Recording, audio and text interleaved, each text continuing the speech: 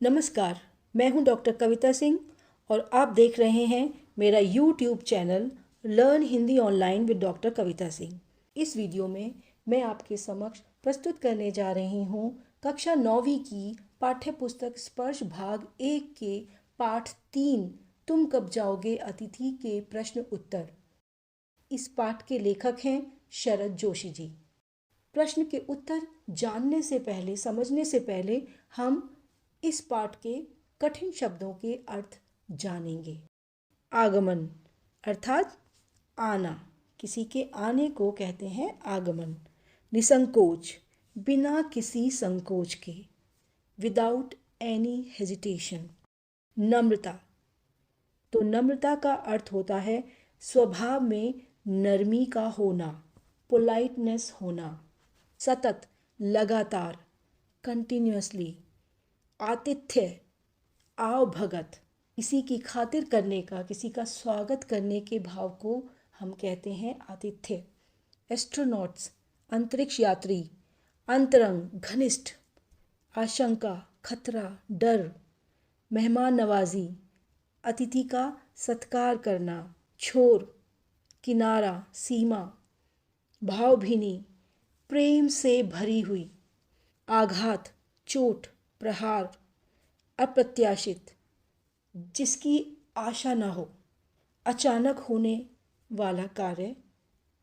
आकस्मिक, अनसोचा। मार्मिक, मर्म को छूने वाला, मर्म स्पर्शी। सामीप्य, निकटता, समीपता। औपचारिक, दिखावटी, रस्मी, आप कह सकते हैं फॉर्मल। निर्मूल, मूल रहित यानी जिसकी जड़ ना हो। कोनलो, कोनों से। सौहार्द, मैत्री, मित्रता या हृदय की सरलता। रूपांतरित, जिसका रूप बदल दिया गया हो। ऊष्मा, गर्मी। संक्रमण, एक स्थिति या अवस्था से दूसरी अवस्था में या स्थिति में प्रवेश करना। गुंजायमान, गूंजता हुआ। तो आइए अब हम समझते हैं इसके प्रश्न उत्तर। पहला प्रश्न मौखिक। प्रश्न 1, अतिथि कितने दिनों से लेखक के घर पर रह रहा है? इसका उत्तर है अतिथि 4 दिनों से लेखक के घर पर रह रहा है। प्रश्न 2, कैलेंडर की तारीखें किस तरह फड़फड़ा रही हैं? तो इसका उत्तर है कि कैलेंडर की तारीखें अपनी सीमा में नम्रता से, पोलाइटली, नम्रता से फड़फड़ा रही हैं, मानो वे अतिथि को बता रही हों कि तुम्हें यहाँ आए कई दिन हो गए हैं, अब तुम्हें अपने घर वापस जाना चाहिए। प्रश्न 3, पति पत्नी ने मेहमान का स्वागत कैसे किया?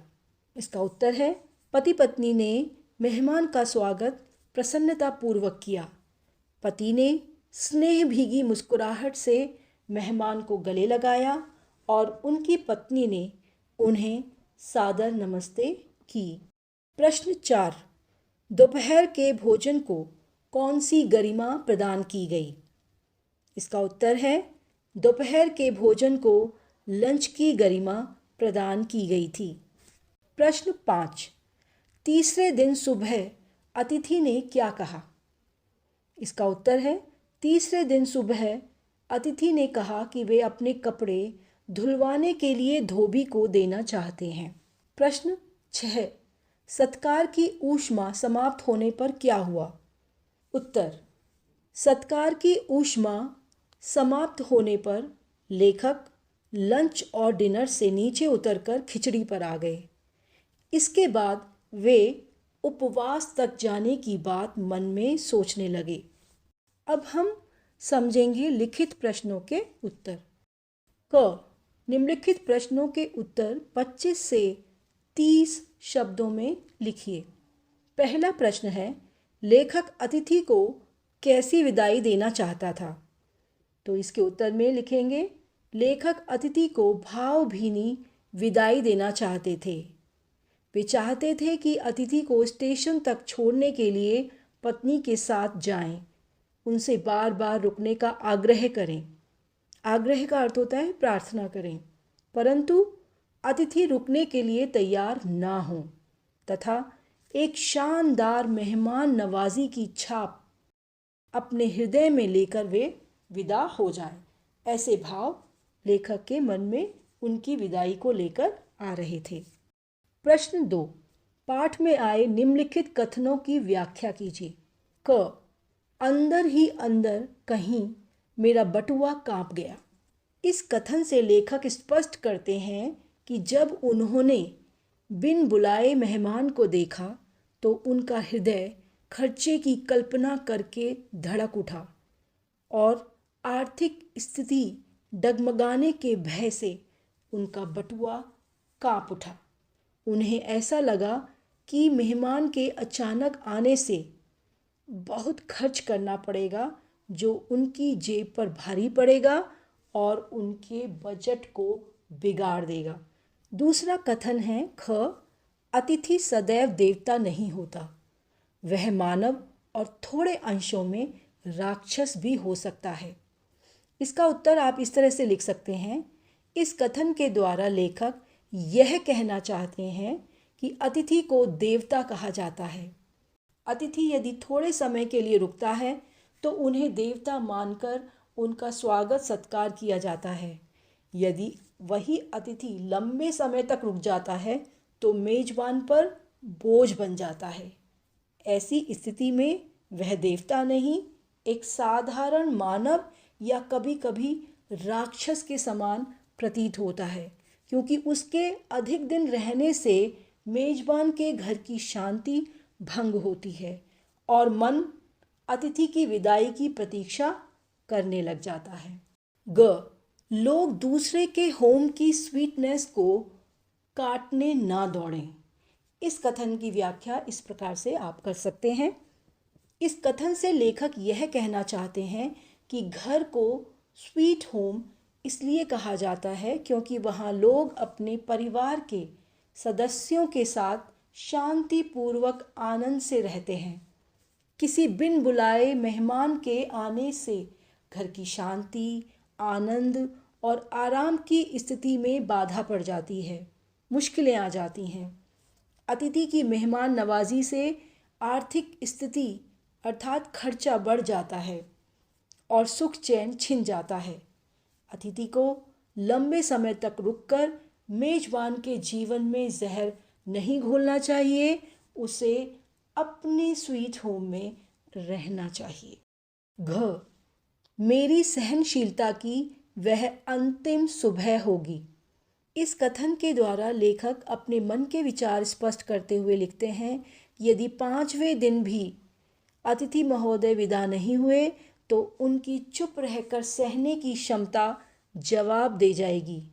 5वें दिन विवश होकर उन्हें अतिथि को चले जाने के लिए कहना ही होगा। अतिथि को स्वयं ही समझना चाहिए कि 5 दिन तक किसी परिवार पर बोझ बनकर रहना उचित नहीं है। एक देवता और एक मनुष्य अधिक देर साथ नहीं रहते। इस कथन के द्वारा लेखक यह कहना चाहते हैं कि देवता मनुष्य को दर्शन देकर शीघ्र चले जाते हैं, वे अधिक समय तक ठहरकर अपना देवत्व नहीं खोते, अर्थात वे अपना देवता होने का भाव नहीं खोते। यदि अतिथि देवता होता है तो उसे मनुष्य के घर में अधिक समय तक पैर पसार कर नहीं बैठना चाहिए। इससे दूसरे के घर की शांति भंग होती है। अतिथि को इस बात का ध्यान रखना चाहिए। उसे अपने देवत्व की मर्यादा को बनाए रखते हुए मेजबान से शीघ्र ही विदा लेनी चाहिए, क्योंकि देवता और मनुष्य अधिक समय तक साथ नहीं रहते। ख, निम्नलिखित प्रश्नों के उत्तर 50 से 60 शब्दों में लिखिए। तो इसमें आपको थोड़े से अधिक विस्तार से उत्तर लिखने हैं। तो पहला प्रश्न है, कौन सा आघात अप्रत्याशित था और उसका लेखक पर क्या प्रभाव पड़ा? तो इसके उत्तर में आप इस तरह से लिख सकते हैं। तीसरे दिन की सुबह जब अतिथि ने अपने कपड़े धोबी से धुलवाने की बात कही तो लेखक इस अप्रत्याशित आघात से सहम गए।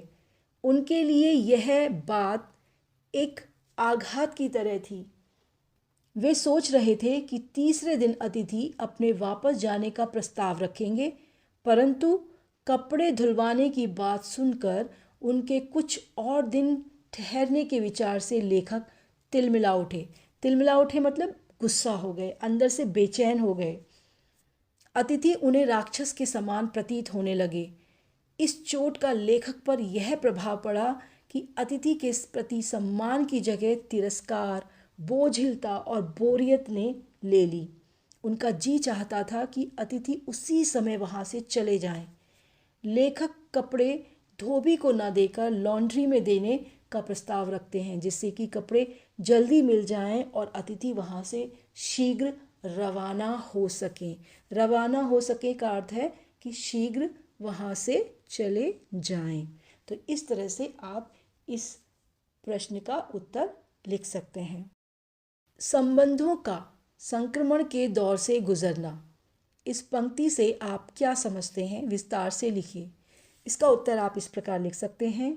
इस पंक्ति से लेखक ने अपने और अतिथि के बीच के संबंधों में होने वाले परिवर्तनों की ओर संकेत दिया है। संक्रमण का अर्थ होता है एक स्थिति से दूसरी स्थिति में प्रवेश करना।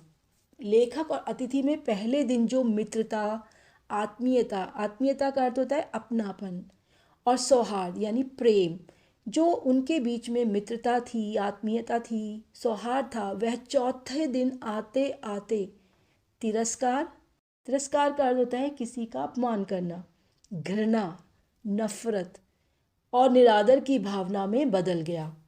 अतिथि के आने पर लेखक ने रात के खाने को डिनर का रूप दिया था। दूसरे दिन के दोपहर के खाने को लंच की गरिमा प्रदान की। रात को उन्हें सिनेमा दिखाने के लिए ले गए, जिससे उनकी ओर से आतिथ्य में कोई कमी ना लगे। तीसरे दिन लेखक के आतिथ्य की ऊष्मा धीरे धीरे ठंडी पड़ने लगी और चौथे दिन खिचड़ी खिलाने की नौबत आ गई। लेखक के मन में घृणा और तिरस्कार की भावना से अतिथि को गेट आउट कहने की स्थिति बन गई थी। उन्हें लगने लगा था कि अगर चौथे दिन भी अतिथि नहीं गया तो वे उसे गेट आउट बोल देंगे। इस प्रकार उनके आपसी संबंध परिवर्तन के दौर से गुजरने लगे और अतिथि के प्रति लेखक के मन की भावनाएं धीरे धीरे परिवर्तित होने लगी, अर्थात बदलने लगी।